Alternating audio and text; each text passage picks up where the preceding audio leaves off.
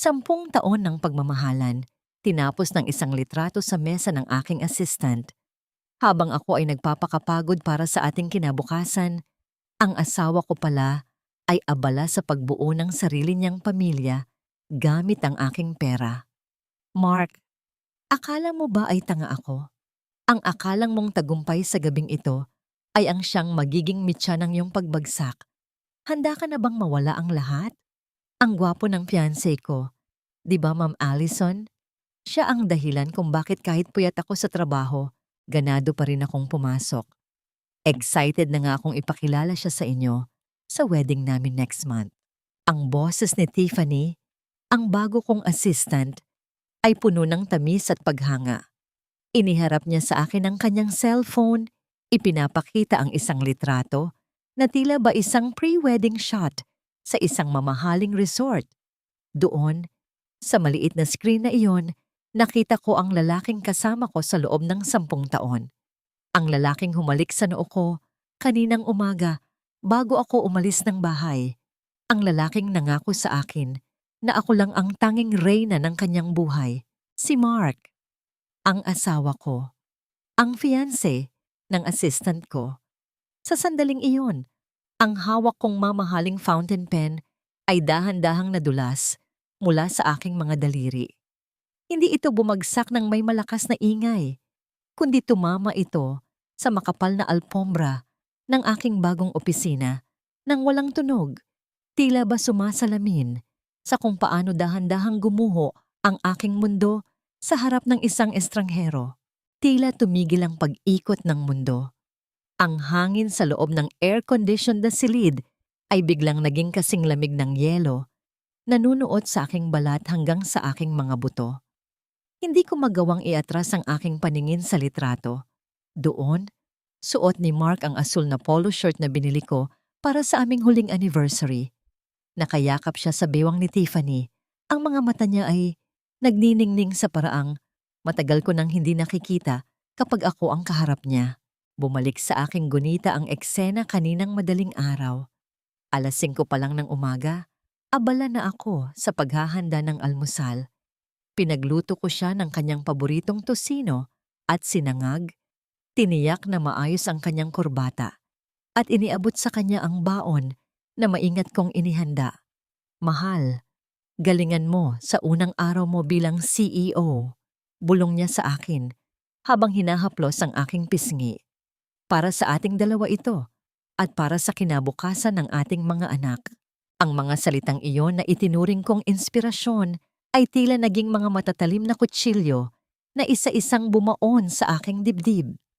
Ang bawat sakripisyo ko, ang pagtanggap ng overtime na trabaho para lang mabayaran ang mga utang ng kanyang sinimulang negosyo, ang pagtitiis sa pangmamaliit ng kanyang ina, at ang pag-ako sa lahat ng gawaing bahay para makapag-focus siya sa kanyang career, ay tila naging isang malaking biro. Ma'am Allison, okay lang po ba kayo? Namumutla po kayo bigla. Bakas ang pag-aalala sa tinig ni Tiffany. Inabot niya ang aking kamay, ngunit agad ko itong nailayo nang hindi namamalayan. Ang bawat bahagi ng kanyang pagkatao ay nagpapaalala sa akin ng isang malaking pagtataksil na 3 taon na palang nagaganap sa ilalim ng aking ilong. Ramdam ko ang panunuyo ng aking lalamunan. Gusto kong sumigaw. Gusto kong itanong sa kanya kung kailan pa, kung paano nila nagawang paglaruan ang aking pagkatao sa loob ng sarili kong tahanan. Ngunit walang boses na lumabas sa aking mga labi. Ang tanging naririnig ko lang ay ang mabilis at marahas na tibok ng aking puso, na tila ba isang tambol na nagbababala ng isang malaking unos. Nararamdaman ko ang panginginig ng aking mga kalamnan, ang pamamanhid ng aking mga paa na tila ba nakabaon sa semento. Ang mga dokumentong nakalatag sa aking mesa ay naging malabo sa aking paningin. Ang lahat ng pinaghirapan ko para maabot ang posisyong ito ay tila nawala ng saysay. Ano ang halaga ng pagiging CEO kung ang sarili kong tahanan ay isa palang marupok na entablado ng mga kasinungalingan? Pinilit kong lunukin ang pait na namumuo sa aking bibig. Tumingin ako sa labas ng bintana, sa nagtataasang gusali ng Makati, at doon ko nakita ang refleksyon ng aking sarili. Isang babaeng matagumpay sa paningin ng mundo. Ngunit sa loob, ay unti-unti nang nadudurog at nagiging abo. 3 taon. 3 taong pondo mula sa aming joint account ang ginamit niya para sa ibang babae. 3 taon siyang umuuwi sa akin ng may ngiti habang galing siya sa bisig ng iba. Nakaalis na si Tiffany sa silid matapos kong silyuhan ang aking emosyon sa pamamagitan ng isang pilit na ngiti at maikling tango. Ngayong mag-isa na ako, ang katahimikan ng opisina ay naging kasing bigat ng isang bundok. Inilabas ko ang sarili kong cellphone, tiningnan ang wallpaper namin ni Mark kasama ang aming mga anak sa huling bakasyon namin sa Palawan. Sino ka ba talaga, Mark? Ang lalaking nangako sa akin ng habambuhay o ang lalaking nakikita ko ngayon sa aking assistant? Mayroon pa bang natitirang totoo sa ating 10 taon o ang buong buhay ko ay isa lamang serye ng mga huwad na tagpo na idinirekta mo para lang mapakinabangan ang aking pawis at dugo? Nanatili akong nakatayo sa gitna ng silid, hindi gumagalaw, habang ang anino ng pagtataksil ay dahan-dahang lumalamon sa bawat piraso ng aking pag-asa. Narinig ang mahinang pag-ikot ng susi sa seradura bago dahan-dahang bumukas ang pinto ng aming tahanan. Ang bawat hakbang ko papasok sa loob ng bahay ay tila may kasamang bigat na hindi ko maipaliwanag. Ang bawat sulok ng aming sala, mula sa mga litrato namin sa pader hanggang sa malambot na sofa na kami mismo ang pumili, ay tila naging mga saksi sa isang krimeng hindi ko pa lubos na nauunawaan. Mahal, nandito ka na pala. Tamang-tama. Katatapos ko lang magluto ng sinigang na hipon. Alam kong pagod ka sa unang araw mo bilang CEO, kaya pinaghandaan kita. Lumitaw si Mark mula sa kusina. Suot ang kanyang apron at may malapad na ngiti sa mga labi. Ang boses niya ay kasing lambing ng dati, puno ng pag-aalaga, na tila ba wala siyang itinatagong kahit anong lihim. Lumapit siya sa akin at dahan-dahang humalik sa aking pisngi. Ang amoy ng kanyang pabango, ang pabangong ako mismo ang bumili, ay humalo sa bango ng pagkain, ngunit sa pagkakataong ito, tila naging kasing pait ng lason ang kanyang presensya. How was your first day, my CEO wife? Siguradong hangang-hanga sila sa galing mo. Wika niya habang kinuha ang aking bitbit na bag. Tumitig ako sa kanyang mga mata. Naghahanap ako ng kahit katiting na bakas ng pagkakasala, isang kislap ng pag-aalinlangan, o kahit anong senyales na ang lalaking kaharap ko ay ang parehong lalaki sa litrato ni Tiffany. Ngunit wala akong nakita, kundi ang perpektong maskara ng isang mapagmahal na asawa. It was enlightening, Mark. Marami akong natuklasan na hindi ko inaasahan. Sagot ko sa mahinang tinig, pilit na pinatitibay ang aking kalooban. Eksaktong pag-upo namin sa hapagkainan, narinig ang marahas na pagkatok sa pintuan na sinundan ng pagpasok ng aking biyenan na si Aling Imelda. Hindi na siya nagabalang magmano o bumati ng maayos. Dire-diretso siyang umupo sa bakanting upuan at tiningnan ang mga pagkaing nakahanda. Mabuti naman at nakauwi ka na, Allison. Balita ko ay malaki na ang posisyon mo ngayon. Siguro naman, madaragdagan na ang buwanang allowance na ibinibigay mo sa akin? Alam mo namang tumataas ang presyo ng mga gamot ko at kailangan din ng kapatid ni Mark ng tulong para sa kanyang bagong business. Dire-diretsong pahayag ni Aling Imelda habang nagsisimulang sumandok ng pagkain. Tiningnan ko si Mark. Inaasahan kong ipagtatanggol niya ako o kahit man lang pagsabihan ng kanyang ina na huwag masyadong mapilit pagdating sa pera. Ngunit sa halip, hinawakan niya ang aking kamay at ngumiti ng may pagmakaawa. Mahal, baka naman pwedeng pagbigyan mo na si nanay. Isipin mo na lang yan na nautang na loob natin sa kanya ang lahat ng sakripisyo niya noong bata pa ako. Malaki na naman ang sahod mo ngayon, di ba? Ang salitang utang na loob ay tila isang malakas na sampal sa aking muka. Gusto kong isumbat sa kanila na ang lahat ng luho nila, ang panggamot ni Aling Imelda, ang puhunan ng kanyang kapatid, at maging ang bawat butil ng kanin na kinakain nila ngayon ay galing sa aking pagsisikap. Habang ako ay nagpapakapagod sa opisina, ang asawa ko ay nagpaplano ng kasal sa iba, at ang biyenan ko ay turing sa akin ay isang bangko na walang hangganan ang pondo. Nanatili akong tahimik, pinagmamasdan silang dalawa na tila mga aktor sa isang teleserye na ako lang ang tanging manonood. Ang bawat subo ko ng pagkain ay tila nagiging buhangin sa aking bibig. Ang hapagkainan na dati ay simbolo ng aming pagkakaisa ay naging isang malamig na entablado ng panlilinlang. Pagkatapos ng hapunan, habang abala si Mark sa pagliligpit sa kusina at si Aling Imelda naman ay nanonood ng TV, dumaan ako sa kwarto namin. Nakita ko ang kanyang coat na nakasampay sa dulo ng kama, ang mismong coat na isinuot niya kaninang umaga. May kung anong udyok sa loob ko ang nagtulak sa akin na lapitan ito. Dahan-dahan kong isinaw sa sayo ang aking kamay sa loob ng bulsa nito. Ang aking mga daliri ay may nadamang isang maliit na piraso ng papel. Inilabas ko ito at dinala sa ilalim ng liwanag ng lampara. Isa itong resibo mula sa isang sikat at mamahaling jewelry store sa loob ng isang mall. Ang petsa ay kahapon lang. Nakasulat doon ang halaga, 200,000 piso para sa isang 1.5 karat diamond engagement ring. Naramdaman ko ang biglang paglamig ng aking mga kamay habang ang resibo ay nanginginig sa aking hawak.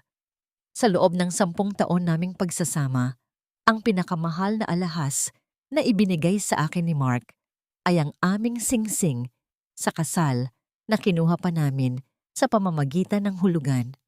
Mahal, ano ang ginagawa mo dyan? Ang boses ni Mark mula sa pintuan ay nagpatalon sa aking puso. Agad kong ikinuyom ang aking palad. Itinago ang resibo sa loob ng aking kamao habang nararamdaman ang matalim na kanto ng papel na bumaon sa aking balat. Lumingon ako sa kanya. Ang aking puso ay tila isang ibong nagpupumiglas na makawala sa kanyang kulungan. Hindi pala sapat na kinuha mo ang puso ko, Mark. Pati ba naman ang kinabukasan ng mga anak natin? Ninakaw mo rin? Ang bulong na ito ay tila isang sumpa na lumabas sa aking mga labi habang nakaupo ako sa harap ng aking laptop sa kalagitnaan ng gabi. Ang tanging liwanag sa loob ng madilim na silid ay ang asul. Ang asul na sinag mula sa screen na nagpapakita ng mahabang listahan ng aming bank statements sa loob ng nakalipas na 3 taon. Ang bawat numero, ang bawat bawas sa aming ipon, ay tila mga butas na unti-unting lumulubog sa barko ng aming pagsasama. Akala ko ay pamilyar ako sa bawat sentimong pumapasok at lumalabas sa aming joint account. Ngunit habang tinitingnan kong mabuti ang mga transaksyon, doon ko natuklasan ang isang masalimuot na sistema ng panlilinlang. May mga malalaking halaga na inililipat sa isang account na nakapangalan sa isang kumpanyang hindi ko kailanman narinig, ang M&T Investments, M&T Mark at Tiffany. Naramdaman ko ang mabilis na pag-akyat ng pait sa aking lalamunan. Ang perang ito, ang perang pinagpuyatan ko, ang perang dapat ay para sa pag-aaral ni Nathan at Sophia, ay dahan-dahan palang hinihigop ni Mark para bumuo ng isang mundong wala ako. Habang tinitiis ko ang luma kong sasakyan, at ang hindi pagbili ng mga bagong damit para lang makatipid, siya naman ay abala sa pagpapakasasa gamit ang aking pinaghirapan. Hindi ko mapigilang maalala ang gabing sinabi niya sa akin na kailangan naming bawasan ang budget para sa bakasyon ng mga bata dahil mahirap ang ekonomiya. Naniniwala ako sa kanya. Niyakap ko pa siya at sinabing, "Okay lang, mahal. Ang mahalaga ay magkakasama tayo." Ngayon, ang alaalang iyon ay tila isang malupit na biro na nagpapakita kung gaano ako kadaling maloko. Sa sumunod na araw, sa halip na pumasok ng maaga sa opisina, nakipagkita ako sa isang tao sa isang tahimik na coffee shop sa labas ng lungsod. Si Mang Ben, isang retiradong pulis na ngayon, ay nagtatrabaho bilang tamtutu. Ibinigay ko sa kanya ang lahat ng impormasyong nakuha ko. Ang litrato ni Tiffany, ang plate number ng sasakyan ni Mark, at ang mga kahina-hinalang bank transfers. Gusto ko ng ebidensya, Mang Ben. Hindi lang basta kwento. Gusto ko ng mga litrato, dokumento, at lahat ng bakas na iniwan nila. Wika ko habang pilit na pinatitibay ang aking boses sa kabila ng panginginig ng aking mga kamay. Huwag kayong mag-alala, Ma'am Allison. Lalabas at lalabas ang katotohanan. Sagot niya ng may seryosong tingin. Lumipas ang ilang araw na tila ba bawat segundo ay isang pagpapahirap. Kailangan kong kumilos ng normal sa harap ni Mark. Kailangan kong tanggapin ang kanyang mga halik, makinig sa kanyang mga kwento tungkol sa trabaho, at makisama sa kanyang ina na tila walang alam. Ang bawat sandaling kasama ko siya ay isang pagsubok sa aking pasensya. Ang bawat paghawak niya sa aking balat ay nagdudulot ng panunuya na tila ba ako ay dinadapuan ng isang maduming insekto. Isang gabi, habang nagluluto ako ng hapunan, naramdaman ko ang pag-vibrate ng aking telepono sa loob ng bulsa ng aking apron. Isang mensahe mula sa isang hindi kilalang numero ang pumasok. Pagbukas ko, bumulaga sa akin ang isang serye ng mga litrato. Doon, sa ilalim ng maliwanag na ilaw ng isang high-end na penthouse sa Bonifacio Global City, nakita ko si Mark. Hindi siya mukhang pagod mula sa overtime na sinasabi niya. Sa halip, rurok siya ng kaligayahan habang bitbit ang ilang mamahaling shopping bags. Kasunod si Tiffany na may malapad na ngiti at haplos sa kanyang tila umbok na tiyan. Ang huling litrato ang siyang bumasag sa huling hibla ng aking pagtitimpi. Nakunan silang dalawa na papasok sa loob ng unit at sa pintuan ay may nakasabit na dekorasyong nagsasabing, "Welcome to our new home." Nabitawan ko ang sandok na hawak ko at ito ay tumama sa sahig. Lumilikha ng isang matunog na ingay na bumasag sa katahimikan ng kusina. Ang init ng apoy sa kalan ay tila lumipat sa aking buong katawan, ngunit hindi ito init ng pagmamahal. Ito ay ang nagbabagang apoy ng galit na ngayon ay handa ng tupukin ang lahat ng kasinungalingang itinayo ni Mark. Narinig ko ang mga hakbang ni Mark pababa ng hagdan. Tinatawag ang aking pangalan ng may pag-aalala. Agad kong pinatay ang screen ng aking telepono at humarap sa kanya. Suot ang isang maskara ng kapayapaan na kasing tigas ng bato. Nagsimula ang lahat sa isang tila inosenteng tanong. Nakaupo kami sa sala matapos ang hapunan. Ang malamig na hangin mula sa aircon ay hindi sapat upang palamigin ang tensyong kanina pa namumuo sa aking dibdib. Abala si Mark. Sa pag-scroll sa kanyang telepono, marahil ay kausap na naman ang babaeng naghihintay sa kanya sa kabilang panig ng lungsod. Huminga ako ng malalim. Pinipilit na patagin ang aking boses upang hindi magpahalata ng anumang emosyon. "Mark, nag-check ako ng mga bank statements natin kanina. May napansin lang akong malalaking withdrawals nitong mga nakaraang buwan na napunta sa isang investment firm. Hindi mo yata nabanggit sa akin ang tungkol dito." Wika ko habang pilit na nakatitig sa kanyang mga mata. Tumigil ang paggalaw ng kanyang mga daliri sa screen. Dahan-dahan niyang ibinaba ang kanyang telepono at tiningnan ako ng may halong pagkadismaya at inis. Ang kanyang maamong mukha na kanina lang ay nakangiti ay biglang naging matigas. "Seryoso ka ba, Allison? Pagod akong umuwi galing sa trabaho tapos pag-o-audit ng pera ang isasalubong mo sa akin." Ang kanyang boses ay tumaas ng bahagya, sapat upang magparamdam ng paninisi. "Lahat ng ginagawa ko, lahat ng investments na pinapasok ko para sa pamilyang ito. Pero ikaw, palagi kang nagdududa. Nakakasakal na yang pagiging kontroladora mo." Naramdaman ko ang pag-akyat ng dugo sa aking ulo. Ang kakapalan ng mukha niyang ibalik sa akin ang sisi ay halos hindi ko kayang unawain.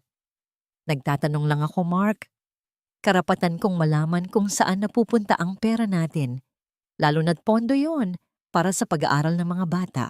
Tumayo siya mula sa pagkakaupo at nagsimulang magpalakad-lakad sa harapan ko, tila isang biktima na inaapi. Ayan, diyan ka magaling. Ang ipamukha sa akin na pera mo ang nagbubuhay sa atin. Porket naging CEO ka na, piling mo ikaw na ang may-ari ng buhay ko. Masyado ka nang nakatutok sa trabaho mo, Allison. Tiningnan mo ba ang sarili mo sa salamin? Nakakalimutan mo na kung paano maging isang asawa dahil puro ambisyon ang nasa isip mo.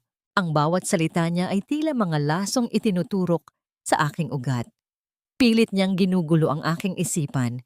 Pilit niyang tinatanim ang ideya na ako ang nagkukulang, na ako ang may kasalanan kung bakit may lamat ang aming pagsasama. Kung hindi ko lang nakita ang mga litrato nila ni Tiffany, marahil ay maniniwala na naman ako. Marahil ay iiyak ako at hihingi ng tawad sa kanya tulad ng mga nagdaang taon. Ngunit ngayon, ang kanyang mga panlilinlang ay tila isang nakakadiring palabas na lamang. Bago pa man ako makasagot, lumabas mula sa guest room ang aking biyenan na si Aling Imelda. Ang kanyang kilay ay magkasalubong, halatang narinig ang aming pagtatalo.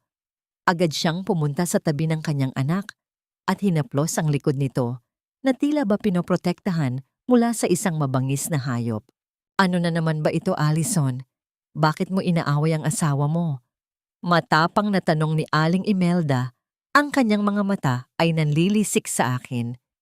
Alam mo, kaya maraming lalaki ang lumalamig ang loob sa kanilang asawa dahil sa ganyang ugali. Maswerte ka nga at napakabuti ni Mark. Hindi siya umiinom, hindi siya nambababae, at umuuwi siya sa'yo araw-araw. Tapos paghihinalaan mo pa? Baka naman ikaw ang may itinatago kaya ipinapasa mo sa anak ko ang atensyon.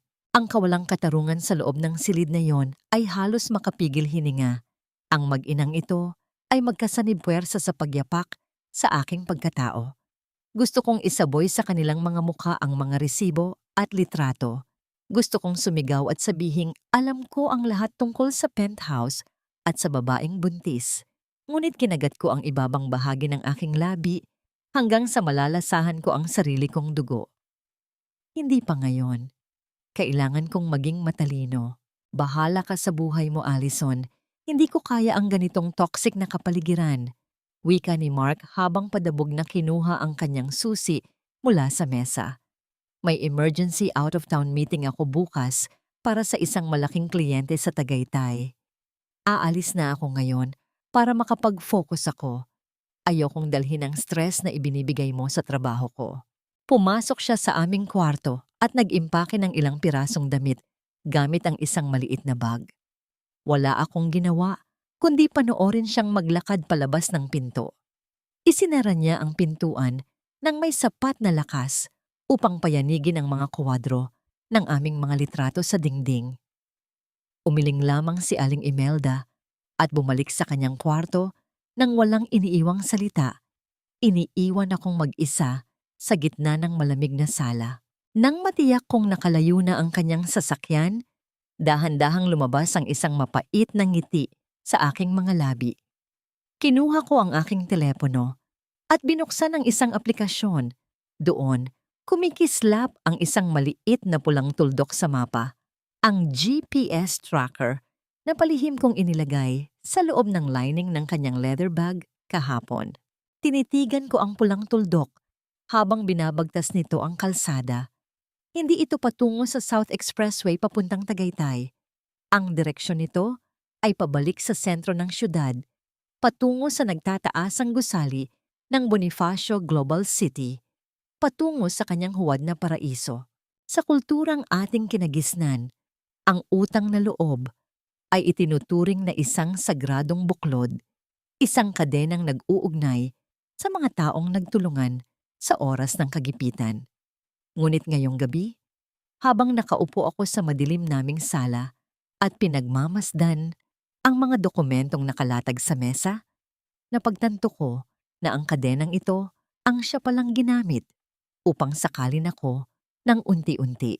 Tila bumalik ang aking gunita sa mga unang taon ng aming pagsasama. Sariwa pa sa aking alaala ang mga gabing umiiyak si Mark sa aking balikat dahil palubog na ang maliit na negosyo ng kanyang pamilya at kailangan ng kanyang ina ng malaking halaga para sa operasyon sa puso. Dahil sa labis na pagmamahal, hindi ako nag-atubiling ibenta ang kapirasong lupa sa probinsya na tanging pamana pa sa akin ng aking namayapang ama. Inubos ko ang aking mga personal na ipon at nagtrabaho ng 16 na oras araw-araw. Kinakain lamang ay murang tinapay at kape upang maitaguyod sila. At ano ang naging kapalit? Ang pilit na pagsumbat sa akin ni Aling Imelda na dapat akong magpasalamat dahil tinanggap nila ako sa kanilang pamilya. Ang pilit na pagpapasunod ni Mark sa lahat ng gusto niya dahil ako raw ay kanyang asawa. Ang lahat ng aking sakripisyo ay ibinaon nila sa limot at ang natira lamang ay ang inaasahan nilang patuloy kong pagbibigay na tila isang balon na hindi nauubusan ng tubig. Nabalik lamang ang aking diwa sa kasalukuyan nang dumapo ang aking paningin sa isang tiyak na pahina ng mga dokumentong ipinadala ni Mang Ben at ng aking abogado. Ito ay isang kopya ng loan agreement mula sa isang malaking bangko. Nanlaki ang aking mga mata at tila tumigil ang pagdaloy ng dugo sa aking mga ugat habang binabasa ko ang mga nakasaad dito. Hindi lamang pala pag-ubos sa aming joint account ang ginawa ni Mark. Ginamit niya ang aking pangalan, ang aking malinis na credit record, at ang aking posisyon sa kumpanya bilang garantiya upang makakuha ng 50 milyong pisong pautang para pondohan ang M&T Investments. At ang mas nakapanlulumo, nakita ko ang pekeng pirma ko sa ibaba ng pahina. Ipinusta niya ang buong kinabukasan ko. Isinangla niya ang lahat ng pinaghirapan ko para lamang mabigyan ng marangyang buhay ang kanyang kabit. Ang pagtataksil na ito ay lumampas na sa usapin ng pag-ibig o laman. Ito ay isang malamig, kalkulado, at walang awang pagpatay sa aking pagkatao at kinabukasan. Habang ako ay nagtitiis sa mga lumang damit at nagtitiyaga sa sirang sapatos para makatipid sa aming panggastos, siya pala ay abala sa pagpapayaman sa sarili niya gamit ang aking dugo at pawis. Naramdaman ko ang paglamig ng aking buong katawan habang ang nagbabagang galit ay nagsimulang sumunog sa natitirang awa sa aking puso. Wala na siyang itinira para sa akin. Wala na. Sa gitna ng nakakabinging katahimikan ng aking pag-iisa, nagliwanag ang screen ng aking telepono na nakapatong sa salamin na mesa.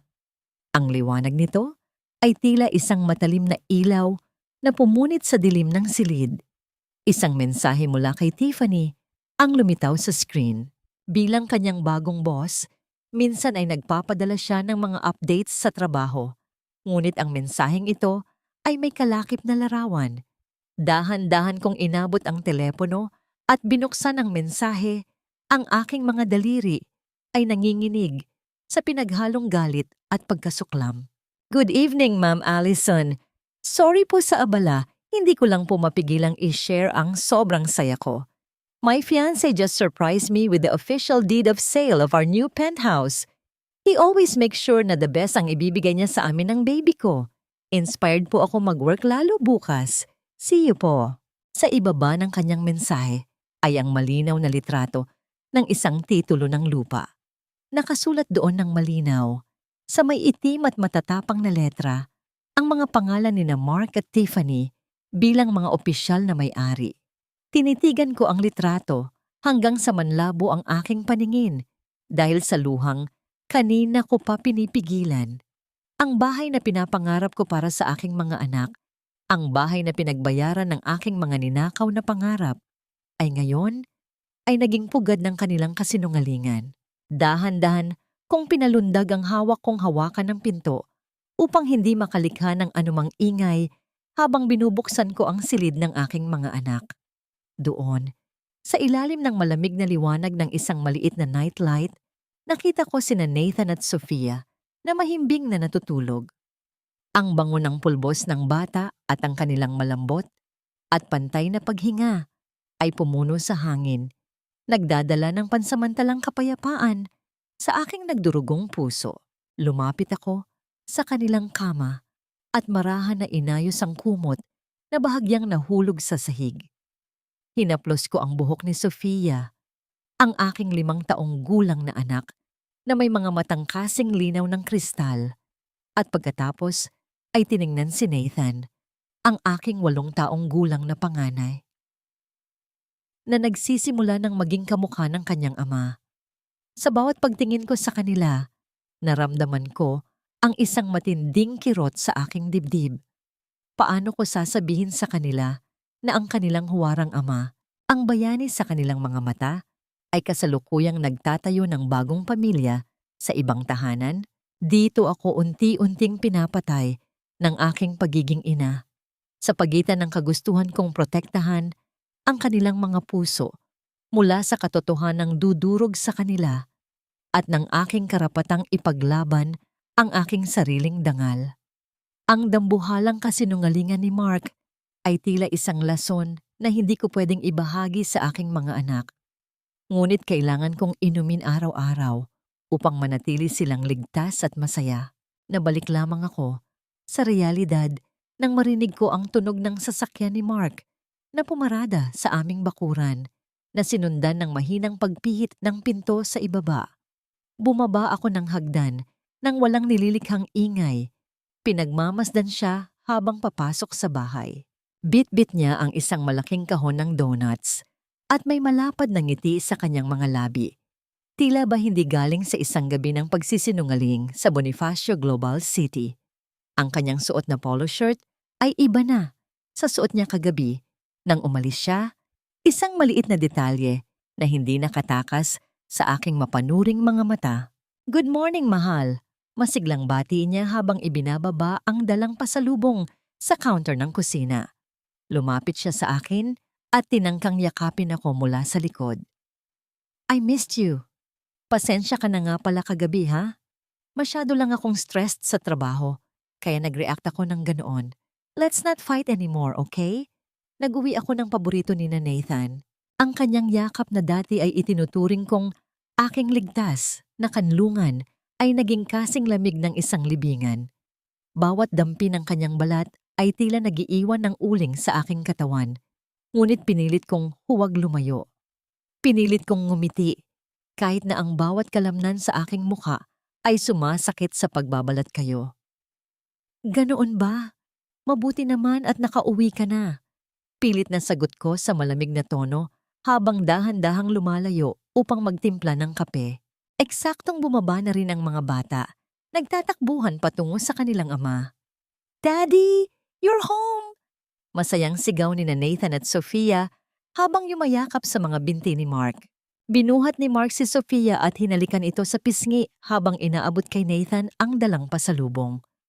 Ang eksenang iyon, ang perpektong pamilya na palaging hinahangaan ng aming mga kapitbahay, ay naging isang masakit na palabas para sa akin.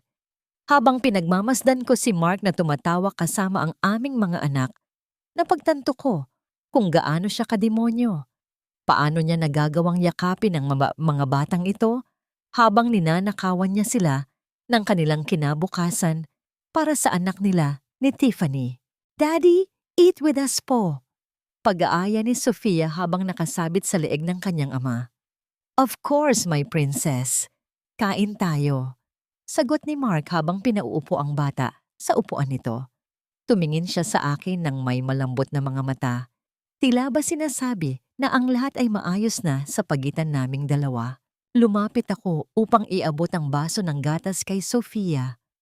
Habang ginagawa ko yon, hindi ko namalayang napatitig ako sa kanya ng matagal at isang mainit na luha ang dahan-dahang gugumulong mula sa aking mata at pumatak sa ibabaw ng lamesa. Mabilis ko itong pinunasan, ngunit huli na ang lahat. Tumingala sa akin si Sofia. Ang kanyang maliliit na kamay ay hinawakan ng aking malamig na daliri. Ang kanyang mga mata ay puno ng walang malay na pag-aalala. "Mami, bakit po umiiyak ang mga mata niyo?" Natahimik ang buong kusina. Ang hawak na kutsara ni Mark ay napatigil sa ere, habang ang kanyang paningin ay dahan-dahang lumipat sa aking mukha. Napuwing lang si Mami Sofia. May pumasok kasing maliit na dumi mula sa bintana habang nagluluto ako. Pilit na paliwanag ko habang pinipilit kong patagin ang aking boses at ngumiti sa aking anak. Mabilis na pinunasan ni Mark ang kanyang labi gamit ang tissue. Pilit na ibinabalik ang kanyang huwarang mukha. Oo nga anak, masyado kasing masipag si mami niyo kaya napapagod din ang mga mata niya. Kain na kayo ni kuya para makapaglaro kayo pagkatapos.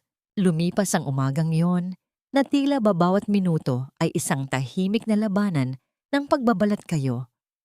Nang hapon ding iyon, umalis si Mark para sa isang biglaang pulong sa kanyang bagong opisina habang ang aking biyena na si Aling Imelda ay nanatili sa loob ng kanyang silid sa ikalawang palapag. Kumuha ako ng isang basong mainit na tubig at ang kanyang mga gamot sa alta presyon. Naisip kong ito na ang tamang pagkakataon upang ipakita ang aking patuloy na pagiging mabuting minor. Isang papel na kailangan kong gampanan hanggang sa dumating ang takdang oras ng aking pagbawi. Dahan-dahan akong umakyat sa hagdan, walang nililikhang ingay ang aking mga yapak sa makapal na karpet. Nang marating ko ang tapat ng silid ni Aling Imelda, napansin kong bahagyang nakabukas ang kanyang pinto. Akma ko na sanang kakatukin ito nang marinig ko ang kanyang boses mula sa loob. Hindi ito ang boses ng isang matandang mahina na palaging nagrereklamo sa kanyang sakit. Ito ay isang boses na puno ng sigla, tawa, at tila nakikipag-usap sa isang malapit na kaibigan. Oo, Tiffany anak, huwag mong pababayaan ang sarili mo dyan sa penthouse ha? Sabihin mo kay Mark na bilhin lahat ng gusto mong kainin. Kamusta naman ang apo ko sa loob ng tiyan mo? Malaki na ba ang umbok? Napatigil ang aking kamay sa hangin. Ang baso ng tubig na hawak ko ay tila naging kasing bigat ng isang blok ng semento. Ang aking puso ay muling binayo ng isang dambuhalang alon ng galit at pait. Ang aking biyenan, ang babaeng itinuring kong sarili kong ina, ang babaeng pinagpuyatan ko sa ospital noong siya ay ma-stroke, ang babaeng pinunasan ko ang katawan at binihisan sa loob ng maraming buwan, ay kausap ang babaeng sumisira sa aking pamilya. Inilapit ko ang aking tainga sa siwang ng pinto habang dahan-dahang inilabas ang aking telepono mula sa bulsa ng aking damit. Sa pamamagitan ng banayad na kumpas ng aking daliri, binuksan ko ang voice recorder at itinapat ang mikropono sa siwang. Naku, huwag mong alalahanin si Allison. Muling narinig ang boses ni Aling Imelda. May kasamang mapanguyam na tawa. Hayaan mo siyang magpakapagod sa opisina bilang bagong CEO. Mas mabuti nga iyon para marami siyang kitang pera. Saan pa ba mapupunta ang pera ng babaeng iyon kundi sa anak ko? At kapag naisalin na ni Mark ang lahat ng ari-arian sa pangalan ninyong dalawa, wala na siyang magagawa. Napakadaling lokohin ng babaeng yon, Tiffany. Akala niya ay para sa kanila ni Mark ang lahat ng sakripisyo niya. Wala siyang kaalam-alam na ang bawat sentimo na kinikita niya ay ginagamit ni Mark para ipatayo ang kumpanya ninyong dalawa. Tanga talaga ang babaeng iyon. Walang pinagkaiba sa kanyang yumaong ama na madali ring nalinlang noong nabubuhay pa. Ang bawat salitang lumalabas sa bibig ng matandang ito ay tila mga patak ng asido na sumusunog sa aking kaluluwa. Ang pagbanggit niya sa aking yumaong ama, ang lalaking nirespeto at tumulong din sa kanila noong sila ay walang-wala, ang siyang bumasag sa huling natitirang piraso ng aking pagtitimpi. Naramdaman ko ang pag-init ng aking mga mata, hindi dahil sa lungkot, kundi dahil sa nagbabagang galit na ngayon ay handa nang sumabog. Huwag kang mag-alala, anak.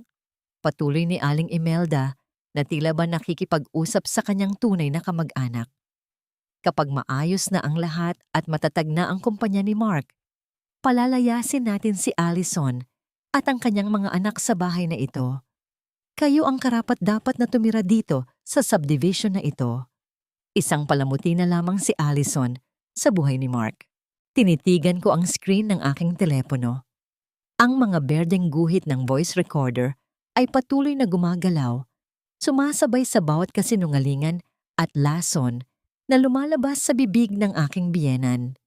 Ginamit ko ang aking buong lakas upang hindi manginig ang aking kamay, upang manatiling malinaw ang bawat segundo ng pagtataksil na nakasulat na ngayon sa digital na memorya ng aking aparato. Hinati ng katotohanan ito ang aking mundo.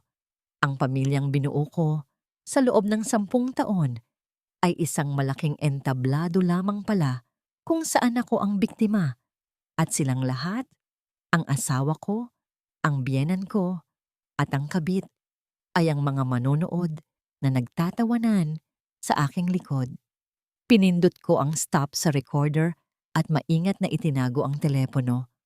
Dahan-dahan akong humakbang pabalik. Iniwan ang baso ng tubig sa ibabaw ng maliit na lamesa sa pasilyo. Habang pababa ako ng hagdan, naramdaman ko ang pagkawala ng lahat ng takot at pag-aalinlangan sa aking puso. Wala na ang Allison na handang magtiis para sa pamilya. Ang natitira na lamang ay ang isang babaeng handang sunugin ang huwad na paraisong itinayo nila gamit ang aking sariling mga kamay. May mga sandali sa buhay ng isang babae kung saan ang bigat ng mundo ay hindi na kayang dalhin ng nag-iisa niyang puso. Sa nakalipas na mga araw, binuo ko ang aking sarili bilang isang matatag na pader. Walang luha, walang panginginig, puro plano at kalkulasyon.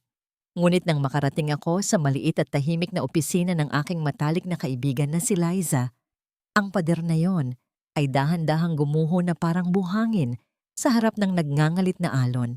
Hindi ko na kailangang magsalita. Sa isang tingin pa lamang ni Liza sa aking mga mata, naramdaman niya ang dambuhalang sugat na aking ikinukubli. Lumapit siya sa akin at hinawakan ang aking dalawang balikat.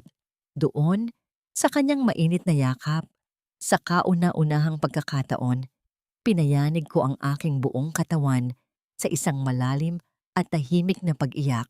Ang bawat patak ng aking luha ay tila ba ang pagkawala ng 10 taon ng aking bulag na pagtitiwala. Umiyak ako para sa mga gabi na nagpapakapuyat ako para sa kumpanya ni Mark habang siya ay nasa bisig ng iba. Umiyak ako para sa aking mga anak na mawawalan ng isang huwarang ama. Umiyak ako para sa aking sarili, sa aking pagiging tanga at martir sa harap ng mga taong walang ibang ginawa kundi gamitin ang aking kabaitan. Shh! Tahan na, Allison. Nandito ako. Hindi kita pababayaan. Bulong ni Liza habang hinahaplos ang aking buhok. Baka sa kanyang boses ang nagbabagang galit para sa akin. Walang hiya sila. Pagkatapos ng lahat ng ginawa mo para sa kanila, huwag kang mag-alala. Gagawa tayo ng paraan upang mabawi mo ang lahat ng sayo. Hindi ka pwedeng maging biktima na lamang. Nang humupa ang bagyo ng aking emosyon, pinunasan ko ang aking muka at huminga ng malalim. Ang kahinaan na lumabas sa aking mga luha ay pinalitan ng isang malamig at matalim na determinasyon. Tama si Liza. Hindi ako pwedeng umiyak na lamang habang pinapanood silang nagpapakasasa sa aking mga pinaghirapan. Ipinakilala sa akin ni Liza si Attorney Jose Santos, isang matalinong abogado na eksperto sa proteksyon ng mga ari-arian at batas ng pamilya. Sa loob ng tahimik na silid ng pagpupulong, inilatag ko sa harap niya ang lahat ng dokumento, bank transfers, at maging ang voice recording ni Aling Imelda na aking nakuha. Siniyasat ni Attorney Santos ang bawat pahina ng may seryosong mukha. Ang kanyang mga daliri ay dahan-dahang nag-scroll sa online registry ng mga titulo ng lupa at mga ari-arian. Sa bawat minutong lumilipas, ang katahimikan sa loob ng opisina ay naging kasing bigat ng isang nagbabantang bagyo. Attorney Santos, may pag-asa pa po ba na mabawi ko ang mga perang kinuha ni Mark mula sa joint accounts namin? At paano ang tungkol sa pautang na ginamitan niya ng aking pangalan? Tanong ko, pilit na pinatitibay ang aking tinig. Huminga ng malalim si Attorney Santos at inayos ang kanyang salamin. Tumingin siya sa akin ng may halo ng lungkot at seryosong babala. Allison, Tungkol sa mga bank transfers, maaari nating patunayan na may element of fraud dahil ginamit niya ang pondo para sa pansariling interes na walang kinalaman sa pamilya. Ngunit may mas malaking problema tayo ngayon na bagong labas sa aming pagsisiyasat sa Registry of Deeds. Napatitig ako sa kanya. Naramdaman ang muling pagbabalik ng malamig na kaba sa aking dibdib. Ano po yun, attorney? Iniharap ni Attorney Santos ang screen ng kanyang computer sa aking direksyon. Isang digital na kopya ng isang titulo ng lupa ang bumulaga sa akin. Ang titulo ay para sa lupang kinaroroonan ng aming ancestral home sa Cavite, ang bahay kung saan ako lumaki, ang tanging buhay na alaala na iniwan sa akin ng aking yumaong ama bago siya pumanaw. Nagpasa si Mark ng isang special power of attorney noong nakaraang taon na naglalaman ng iyong pirma na nagbibigay sa kanya ng karapatang ilipat ang pagmamay-ari ng lupang ito. Allison, ang ancestral house ng pamilya mo ay wala na sa pangalan mo. Inilipat ito ni Mark sa kanyang pangalan at kasalukuyan itong nakasanla sa bangko bilang garantiya para sa bagong pautang ng kanyang kumpanya. Tila ba may dambuhalang kamay na sumakal sa aking leeg sa sandaling iyon. Ang aking ancestral house, ang huling kanlungan ng aking mga alaala, kasama ang aking ama, ang lugar na pinangako kong ipapamana ko rin sa aking mga anak, ay ninakaw din ng lalaking pinagkatiwalaan ko ng aking buhay. Ang pinakamabisang sandata ng isang taong labis na nasugatan ay ang kanyang katahimikan. Pag-uwi ko ng bahay mula sa tanggapan ni Attorney Santos, isinuot ko muli ang aking maskara ng kapayapaan. Walang kahit katiting na galit ang sumilay sa aking mukha habang hinaharap ko si Mark na noon ay abala sa pag-aayos ng kanyang mamahaling suit para sa gabi ng paglulunsad ng kanyang kumpanya bukas. Mahal, mabuti naman at nandito ka na. Masayang bati niya habang ipinapakita sa akin ang isang napakagandang emerald green na gown na nakasampay sa aming kama. Ipinasadya ko yan para sa'yo. Gusto kong sa gabing ito, makita ng lahat ng aking mga kasosyo sa negosyo at mga investors na ang asawa ko ang pinakamagandang babae sa buong bulwagan. Ang presensya mo ang magiging simbolo ng aking tagumpay. Dahan-dahan kong nilapitan ng gown. Hinaplos ko ang makinis na tela nito. Ngunit sa bawat dulas ng aking mga daliri, naramdaman ko ang lamig ng kanyang kataksilan. Ang kulay berde na simbolo ng buhay at pag-asa ay tila naging kulay ng lason sa aking paningin. Alam ko kung bakit niya gustong nandoon ako. Kailangan niya ang aking malinis na reputasyon, ang aking pangalan, bilang isang respetadong CEO upang kumbinsihin ang mga mayayamang investors na ipagkatiwala sa kanya ang kanilang mga milyon-milyong pondo. Salamat, Mark. Napakaganda nito. Muling pilit nang ngumiti ako at tumingin sa kanyang mga mata. Huwag kang mag-alala. Sisiguraduhin kong hindi mo malilimutan ang gabing iyon. Magiging napaka-espesyal ng paglulunsad ng kumpanya mo. Niyakap niya ako ng mahigpit. Bulag sa nagbabagang apoy na nakatago sa likod ng aking mga mata. I love you, mahal. Lahat ng ito ay para sa pamilya natin. Bulong niya, lahat para sa pamilya. Isang pamilyang binuo niya sa kasinungalingan, gamit ang aking pera at ang isinanglang ancestral house ng aking ama. Sa bawat segundo ng kanyang yakap, mas lalong tumitibay ang aking desisyon na ilagay siya sa lugar na karapat-dapat para sa kanya, sa pinakaibaba. Nang hating gabi na at mahimbing na ang tulog ni Mark, dahan-dahan akong bumangon at nagtungo sa balkonahe. Doon, sa ilalim ng malamig na liwanag ng buwan, naramdaman ko ang bahagyang pag-vibrate ng aking telepono. Isang mensahe mula kay Mang Ben ang pumasok. May kalakip na isang huling PDF document. Ma'am Allison, ito na ang huling piraso ng puzzle na nakuha namin mula sa mga personal na file ni Mark sa kanilang opisina ni Tiffany. Ito ang ginamit niya para mapaniwala ang babae na legal na kayong hiwalay.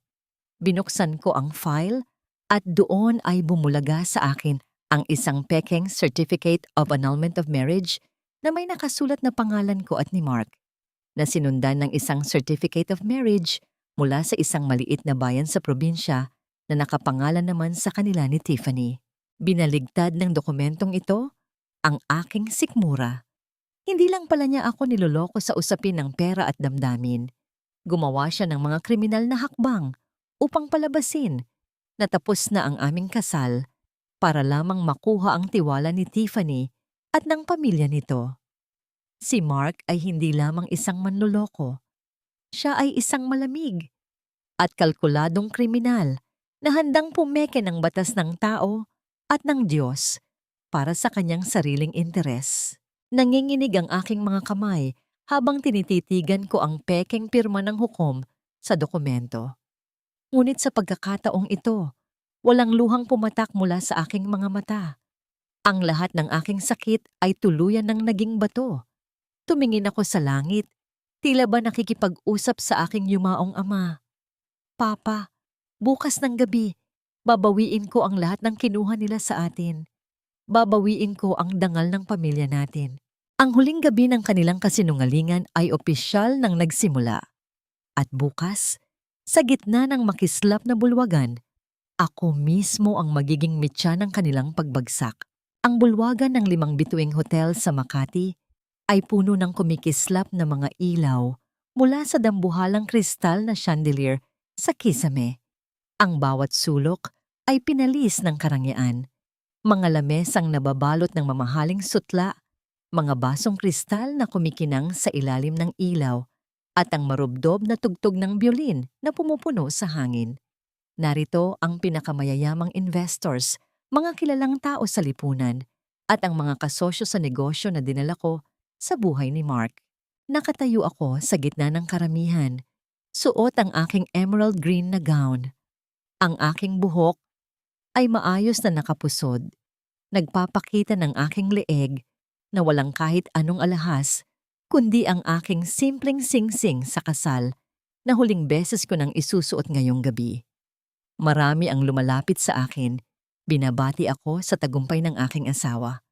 Ngumingiti ako, sumasagot ng may tamang galang, ngunit sa loob ko, binibilang ko ang bawat segundo bago magsimula ang palabas.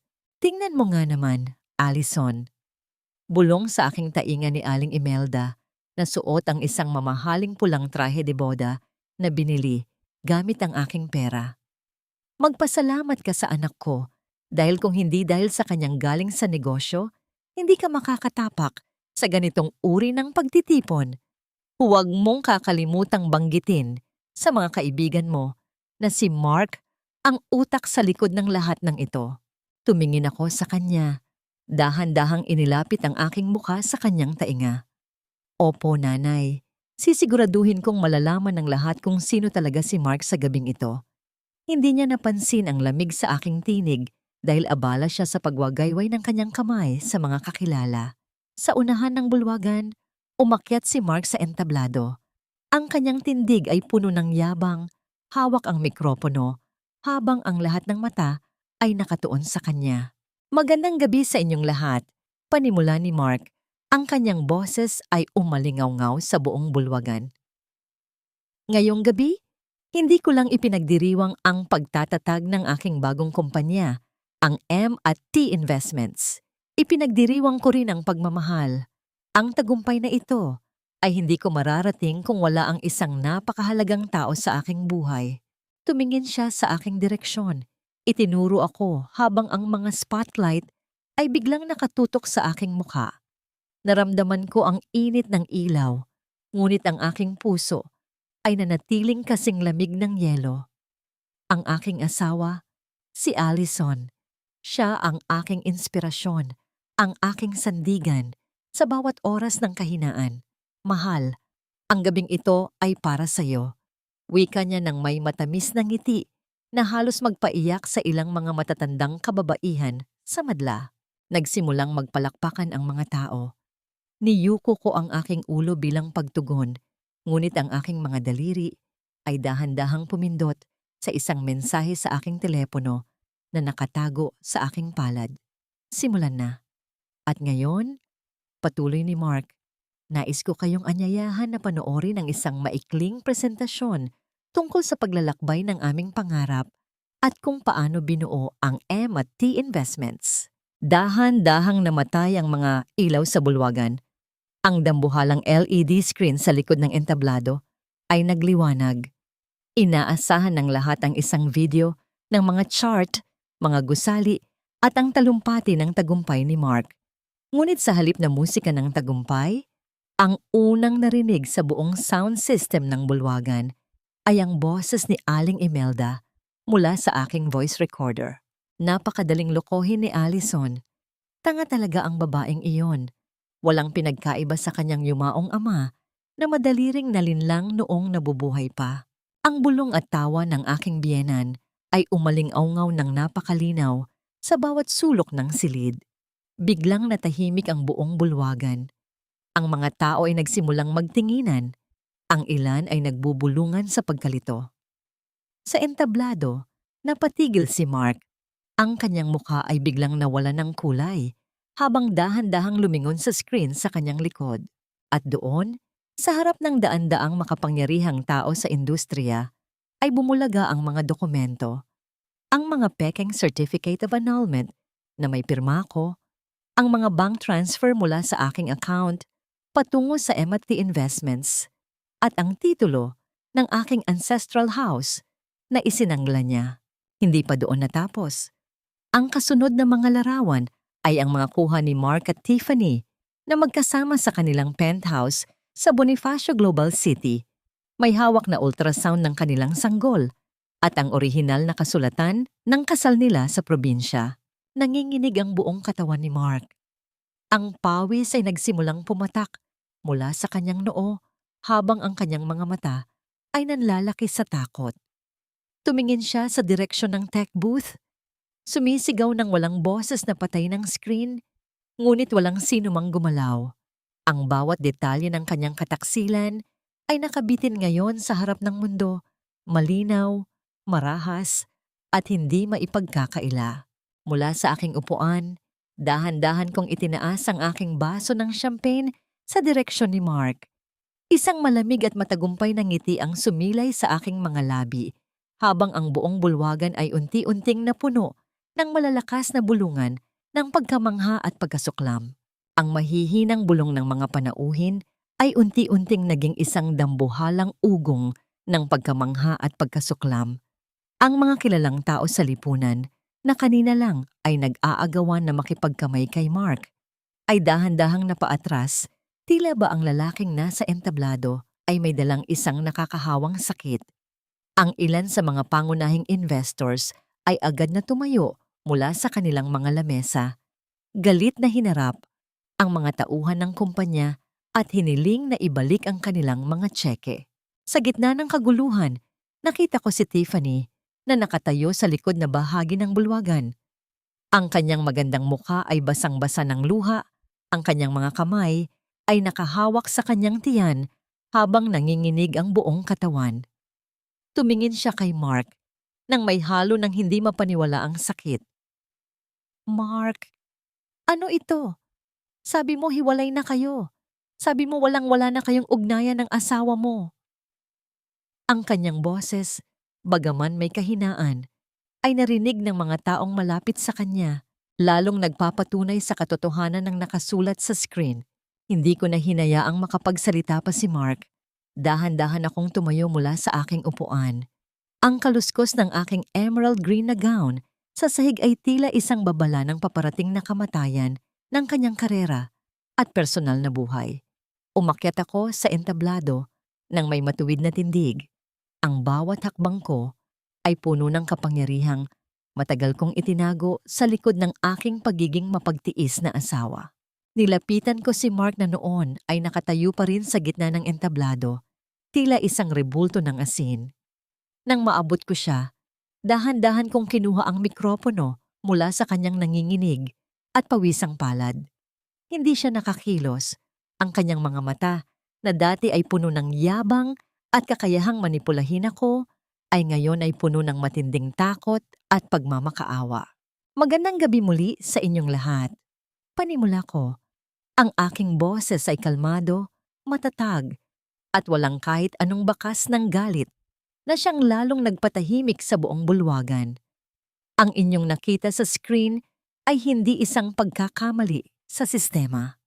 Iyan ang katotohanan sa likod ng taong nag-anyaya sa inyo upang mag-invest ng inyong mga pinaghirapang pera. Humarap ako sa madla, itinuro ang dambuhalang screen. Bilang CEO ng aking kumpanya at bilang tunay at tanging legal na asawa ng lalaking ito, nais ko kayong patnubayan. Ngayong 4:00 ng hapon, ang korte ay opisyal nang nagpalabas ng isang freeze order sa lahat ng bank accounts na nakapangalan kay Mark sa M&T Investments at maging sa penthouse na kasalukuyang tinitirhan ng kanyang kasosyo. Bukod dito, formal ko na ring isinampa ang kasong bigami at falsification of public documents laban sa kanya. Walang hiya ka, abusada ka. Isang matinis at galit na sigaw ang bumasag sa aking pagsasalita.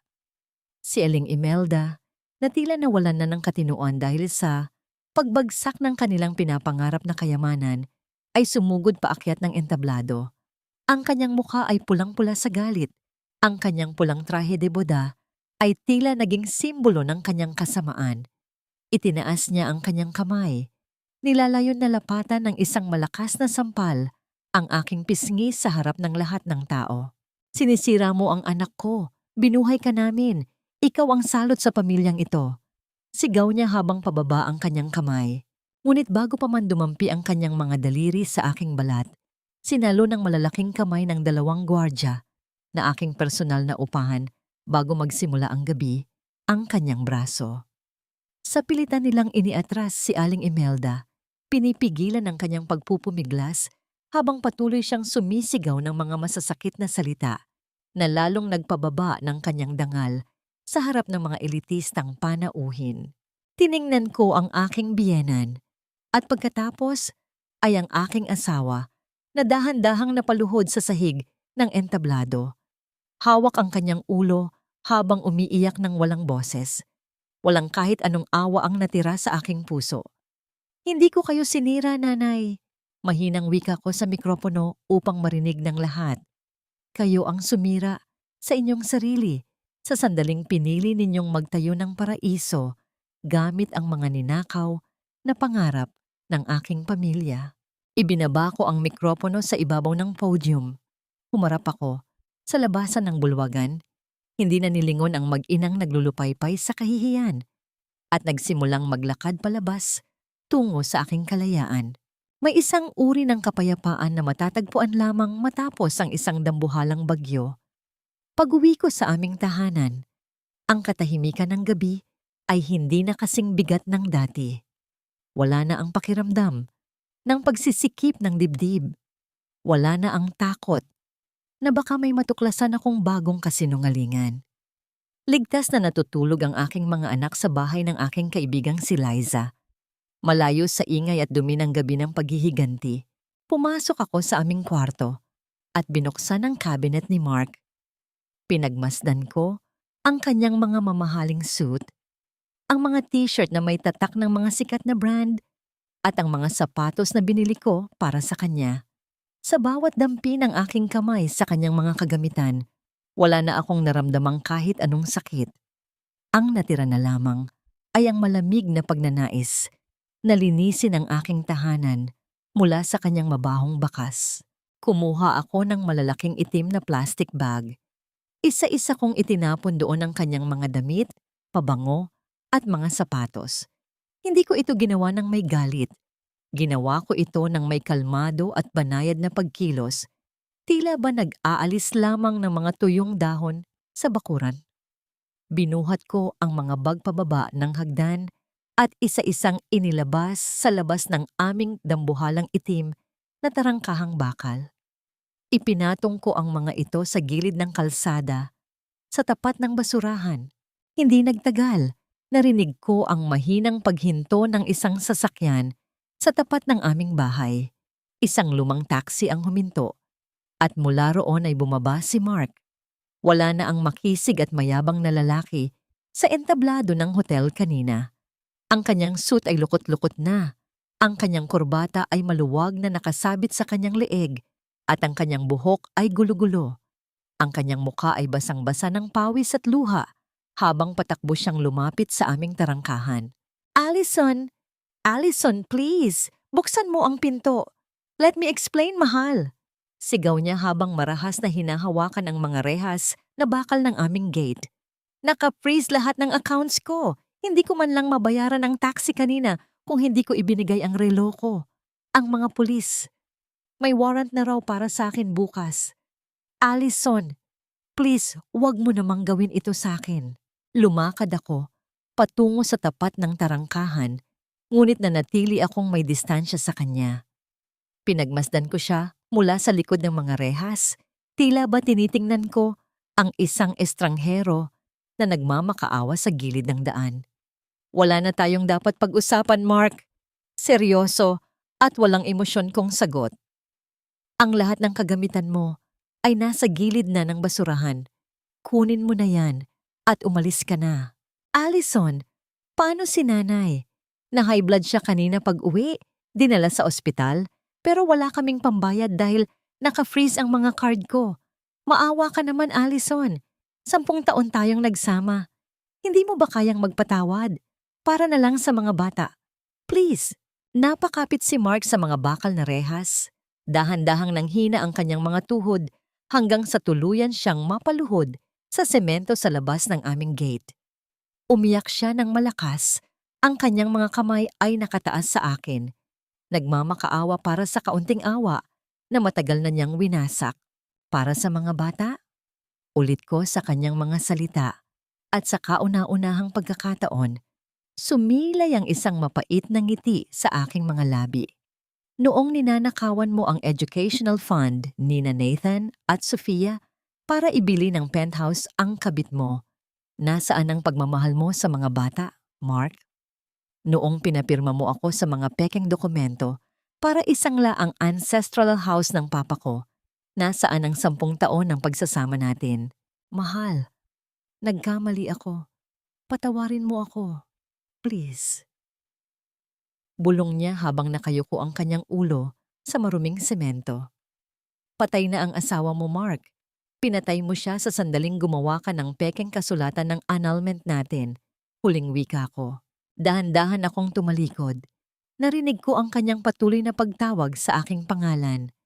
Ang kanyang mga kalampag sa bakal na pinto na nagmamakaawa sa dilim ng gabi. Ngunit hindi ko na siya muling nilingon. Pumasok ako sa loob ng aking bahay, isinara ang pinto at inilak ang bawat pasukan. Ang kanyang boses ay unti-unting humina sa aking pandinig habang ako ay naglalakad patungo sa silid ng aking mga anak, handang yakapin ang isang bukas na malinis at malaya mula sa kanyang mga kasinungalingan. May kagandahan sa bawat muling pagsisimula.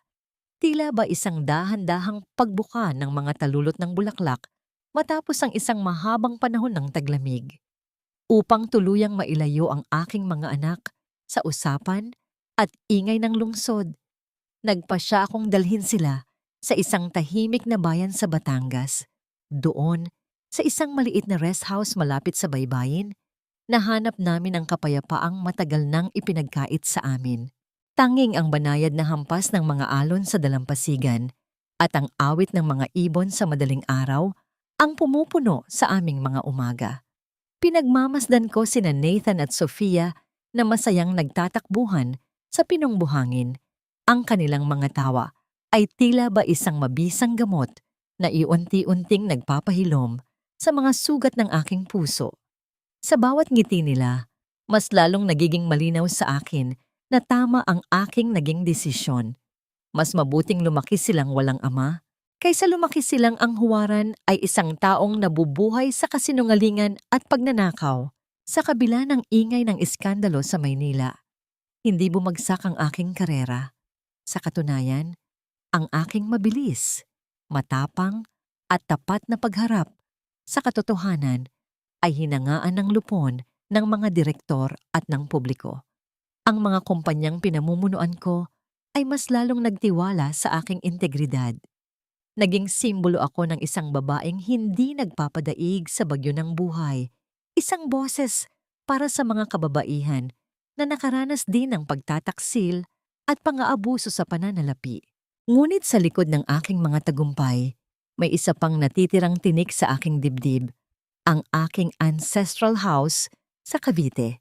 Bagaman naka-freeze ang mga ari-arian ni Mark, ang titulo ng lupa na iniwan ng aking yumaong ama ay kasalukuyan pa ring hawak ng isang malaking bangko dahil sa pagkakasanla nito, nanganganib itong marimata kung hindi mababayaran ang dambuhalang utang na iniwan ni Mark gamit ang aking peking pirma. Ito ang aking huling laban upang tuluyang mabawi ang dangal ng aking pamilya. Isang hapon, habang nakaupo ako sa beranda ng rest house at pinagmamasdan ang dahan-dahang paglubog ng araw na nag-iiwan ng kulay ginto at pulang guhit sa kalangitan, isang puting sasakyan ang dahan-dahang pumarada sa tapat ng aming bakuran.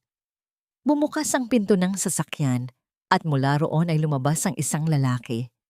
Suot niya ang isang simpleng puting linen shirt at maayos na pantalon.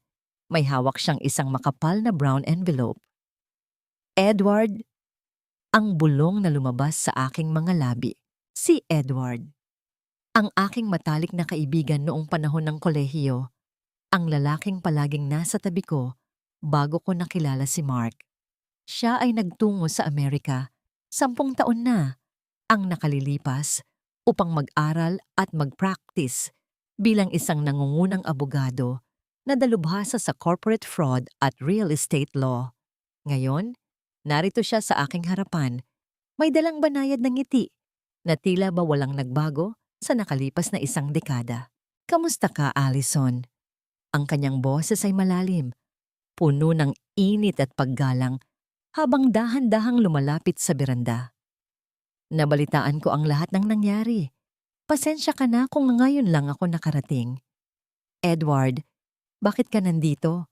Tanong ko habang pinapapasok ko siya sa loob. Inilapag ni Edward ang makapal na envelope sa ibabaw ng lamesang kahoy. Hinawakan niya ang aking kamay ng bahagya, isang hawak na walang ibang layunin kundi ang magbigay ng lakas at katiyakan na hindi ako nag-iisa. Nandito ako para tulungan ka, Allison. Siniyasat ko ang kaso ng ancestral house ninyo sa Cavite at may magandang balita ako sa iyo. Dahan-dahan niyang binuksan ang envelope at inilabas ang ilang mga dokumento. May nahanap akong malaking butas sa ginawang pagsasangla ni Mark. May paraan upang makuha natin muli ang bahay ng papa mo nang walang binabayarang kahit 1 sentimo sa bangko. Napatitig ako sa kanya. Ang aking puso ay biglang binayo ng isang bagong pag-asa sa gitna ng aking huling laban. Walang sinasanto ang batas ng karma. Hindi ito nagmamadali. Ngunit kapag dumating ang takdang oras, tinitiyak nitong sisingilin ka sa bawat luha at sakit na idinulot mo sa ibang tao. Sa loob ng isang masikip, mainit at madilim na kwarto sa isang maruming eskinita sa Maynila, nakaupo si Mark sa gilid ng isang lumang folding bed. Ang sirang gripo sa sulok ng banyo ay patuloy na naglalabas ng paisa-isang patak ng tubig, lumilikha ng isang mabagal at nakakabaliw na ritmo sa katahimikan ng gabi. Ang kanyang suot na t-shirt ay may mga butas na, malayo sa mga mamahaling polo shirt na dati niyang ipinagmamalaki. Mark, nasaan na ang mga gamot ko? Ang sakit ng dibdib ko, anak. Hindi ako makahinga sa init dito. Daing ni Aling Imelda mula sa tapat ng isang maliit na electric fan na halos hindi na umiikot. Ang matandang babae na dating napakareyna kung umasta. Ang biyanan na walang ginawa, kundi maliitin ako at hilingan ng pera, ay ngayon ay nakahiga sa isang manipis na banig. Wala na ang kanyang mamahaling pulang trahe de boda. Ang natira na lamang ay ang isang nanghihinang katawan na binubugbog ng sakit at kahirapan. Ang mga kamag-anak na dati niyang pinagmamayabangan tungkol sa kayamanan ni Mark ay isa-isang naglaho at ayaw silang tulungan dahil sa matinding kahihiyang dala ng kanilang kaso. Nay, wala na tayong pera. Yung natitirang barya sa wallet ko Pambili na lang natin ng instant noodles bukas. Sagot ni Mark sa basag at nawawalan ng pag-asang tinig. Hindi lang pera ang nawala sa kanila. Noong nakaraang linggo, nang mapatunayan ng korte na peke ang kasulatan ng kasal ni Mark at Tiffany, at nang mapatunayang wala nang matitirang pera si Mark dahil sa mga kaso ng panloloko, hindi nag-atubili si Tiffany na iwan siya. Kinuha ng babae ang lahat ng kanyang mga personal na kagamitan at umalis ng walang pasabi, bitbit ang bata sa kanyang sinapupunan. Natanto ni Tiffany na si Mark ay isa lamang huwad na pangarap at ayaw niyang may ugnay ang kanyang sarili sa isang lalaking papasok sa kulungan. Kinabukasan, lumabas si Mark upang bumili ng murang pagkain sa isang maliit na sari-sari store sa kanto. Habang naghihintay ng kanyang sukli, napadako ang kanyang paningin sa isang nakasabit na magazine sa dingding ng tindahan, isang tanyag na business magazine na nagtatampok sa pinakamalalaking pangalan sa mundo ng kalakalan. Doon, sa harapang pahina, ay nakalarawan ng isang babae. Suot nito ang isang napaka-eleganteng puting suit. Ang kanyang buhok ay maayos na nakalugay, at ang kanyang mga mata ay nagniningning sa kapangyarihan at kalayaan. Ang kanyang nangiti ay kasing liwanag ng umaga. Si Allison Torres, ang headline sa ilalim ng kanyang larawan ay nagsasabing, Allison Torres, ang simbolo ng katatagan ng kababaihan at tagumpay sa bagong panahon. Napatitig si Mark sa larawan ng kanyang asawa. Sa sandaling iyon, tila ba bumalik sa kanyang isip ang bawat eksena ng kanilang nakaraan.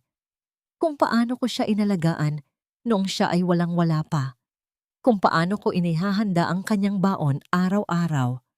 At kung paano ko ibinigay ang aking buong buhay upang suportahan ang kanyang mga pangarap. Sa sandaling iyon, lubos na naunawaan ni Mark ang bigat ng pagkakamaling ginawa niya. Binitiwan niya ang isang taong tunay na nagmahal, isang babaeng nanatili sa kanyang tabi sa panahon ng tagumpay at kabiguan. Kapalit nito, pinili niya ang isang pangakong maganda lamang sa paningin, ngunit walang matibay na pundasyon. At tulad ng isang ningning na madaling kumupas, mabilis ding naglaho ang lahat nang dumating ang unang pagsubok. Huli na nang mapagtanto niya na ang pinakamahalagang bagay na nawala sa kanya ay hindi kailanman mapapalitan ng anumang bagay sa mundo. Dahan-dahang nanghina ang kanyang mga kamay at ang hawak niyang plastic bag ng pagkain ay nalaglag sa maruming kalsada. Napaluhod si Mark sa gilid ng daan, hinahawakan ang kanyang muka habang ang kanyang mga luha ay muling pumatak. Ngunit sa pagkakataong ito, alam niyang wala ng Allison na darating upang punasan ang mga ito at sabihing, ayos lang yan mahal, nandito ako. Ang tunay na kalayaan ay hindi matatagpuan sa matagumpay na paghihiganti, kundi sa sandaling ang pangalan ng taong nanakit sa iyo ay hindi na nagdudulot ng kahit katiting na kirot o galit sa iyong puso. Ito ay ang tahimik na pagtanggap na ang nakaraan ay natapos na at ang bukas ay sa iyo na muli upang hubugin at kulayan. Nakatayo ako sa malawak na beranda ng aming ancestral house sa Cavite. Ang makintab at lumang sahig na gawa sa hardwood, ang malalaking bintanang gawa sa kapis, at ang amoy ng mga namumulaklak na puno ng mangga sa bakuran. Ang lahat ng ito ay akin na muli. Sa tulong ng talino at walang pagod na pagsisikap ni na Edward at Attorney Santos, napatunayan ng korte na peke ang special power of attorney na ginamit ni Mark. Ipinawalang bisa ang pagkakasanlan ng lupa at ang titulo ng aking ama ay ligtas nang nakabalik sa aking mga kamay. Tungkol naman kay Mark, hindi ko na inalam kung ilang taon ang parusang ihahatol sa kanya ng korte para sa mga kaso ng bigamy at falsification of public documents. Noong huling araw ng pagdinig, hindi na ako sumipot. Ipinadala ko na lamang ang aking mga abogado. Para sa akin, ang lalaking nagngangalang Mark ay matagal nang naging bahagi ng mga tuyong dahon na winalis ko mula sa aking bakuran. Hindi na siya karapat-dapat na bigyan pa ng kahit isang segundo ng aking pansin. Allison, ang boses ni Edward ay banayad. Pumutol sa aking malalim na pag-iisip. Lumabas siya mula sa loob ng bahay. May dalang 2 tasa ng mainit na kape. Inabot niya sa akin ang isa at tumayo sa aking tabi. Pinagmamasdan din ang malawak at luntiang bakuran kung saan masayang naglalaro sina Nathan at Sofia ng habulan. Ipinadala na ng bangko ang huling clearance. Wala nang anumang utang o lamat ang pangalan mo at ang bahay na ito, wika ni Edward. Ang kanyang mga mata ay puno ng paghanga at taimtim na kaligayahan para sa akin. You fought well, Allison. Proud na proud sa iyo ang papa mo, kung nasaan man siya ngayon. Huminga ako ng malalim, hinahayaan ang sariwang hangin ng probinsya na punuin ang aking mga baga. Salamat, Edward. Kung hindi dahil sa suporta mo at sa paniniwala mo sa akin, noong panahong ako mismo ay nagdududa sa sarili ko, baka sumuko na ako. Dahan-dahang inilapag ni Edward ang kanyang tasa at humarap sa akin. Hinawakan niya ang aking kamay, hindi nang may pagmamadali, kundi nang may malalim na paggalang at pag-aalaga. Hindi mo kailangang magpasalamat, Allison, at hindi mo kailangang magmadali sa kahit anong bagay. Nandito lang ako, maghihintay kung kailan ka handang magsimula muli. Bulong niya, ang kanyang mga mata ay naglalaman ng isang pangako, ng isang bukas, na malinis, ligtas, at puno ng tapat na pagmamahal. Ngumiti ako sa kanya, isang ngiti na totoo, malaya, at walang anumang bakas ng nakaraan. Salamat, Edward. Sa ngayon, gusto ko munang lasapin ang kapayapaang ito. Mami! Mami! Tingnan mo po ang nakuha naming bulaklak! Sigaw ni Sofia habang patakbong lumalapit sa beranda, kasunod si Nathan na may malapad na ngiti. Binitawan ko ang aking tasa at mabilis na bumaba ng hagdan upang salubungin ang aking mga anak. Niyakap ko silang dalawa ng napakahigpit. Pinupuno ang aking pang-amoy ng bango ng kanilang buhok at balat. Sila ang aking tunay na yaman, ang aking tunay na paraiso na walang sino mang makakapagnakaw muli. Tumingala ako sa langit, sa papalubog na araw na nag-iiwan ng isang napakagandang kulay, rosas at lilang-liwanag sa ulap. Isang mahaba at payapang hininga ang aking pinakawalan habang marahan kong ibinulong sa aking sarili ang mga salitang matagal ko nang gustong maramdaman. I'm finally home. 1 taon na ang nakalipas mula nang gumuho ang huwad na paraiso na itinayo sa kasinungalingan at pagtataksil. Ang mga dahon sa bakuran ng aming ancestral house sa Cavite ay muling sumibol, sariwa, luntian, at puno ng buhay, tila ba nakikiramay sa panibagong kabanata ng aking pagkatao. Sa nakalipas na 12 buwan, marami ang nagbago, ngunit ang pinakamalaking pagbabago ay hindi ang aking titulo o ang bilang ng aking mga ari-arian, kundi ang katahimikang tuluyan ng nanirahan sa aking kaluluwa. Naitanong ko sa aking sarili kamakailan, napatawad ko na ba si Mark?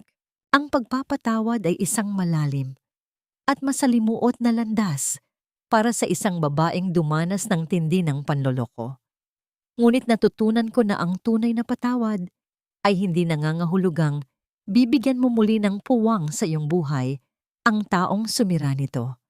Ang pagpapatawad ko kay Mark ay ang pagpapalaya ko sa aking sariling puso mula sa gapos ng galit.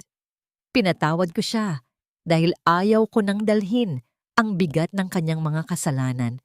Sa bawat hakbang ko patungo sa aking hinaharap, ang kanyang pangalan ay hindi na nagdudulot ng kaba o puot.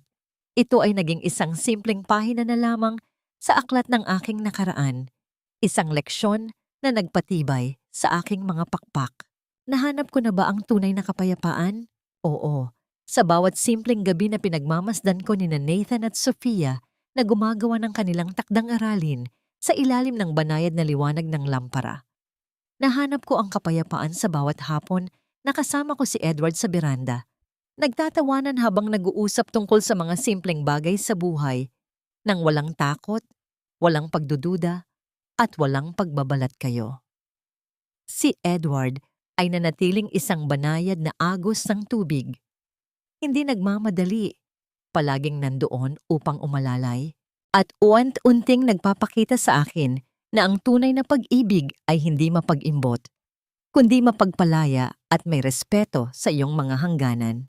Sa bawat kababaihan na nakikinig sa aking kwento, nais kong iwan ang isang mahalagang aral na aking binayaran ng sarili kong luha at dugo. Huwag ninyong hahayaan na ang inyong pagiging mapagmahal ay maging lisensya ng iba upang kayo ay tapakan at abusuhin.